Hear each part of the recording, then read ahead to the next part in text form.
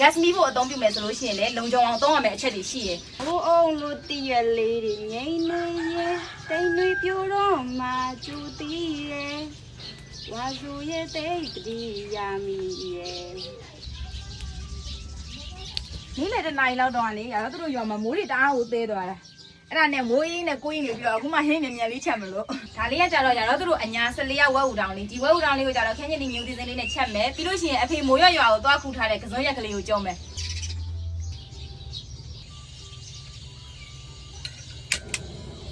မိုးရွာလူကပြင်းပြင်းနဲ့ EFN နဲ့အဆင်ပြေနေတာဂတ်မီးဖို့လေးရှိနေတော့အဆင်ပြေနေတာပေါ့နော် ခင်းရနှစ်အတွက်ခင်းညင်ဒီကျက်သွတ်နေငပိစီစားဆနွင်းနဲ့ရေနှင်းငယ်လေးထည့်ပြီးအဖုံးတက်ထားလိုက်ပါမယ်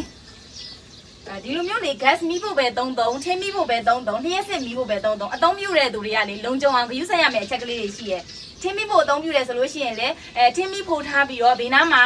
လောင်စာတွေပေါ့နော်ထားလို့မရဘူးပြီးလို့ရှိရင်မီးဖို့ကိုဖို့ထားပြီးတော့ဂရုမစိုက်ပဲထားလို့လည်းမရဘူးအခုလိုပဲ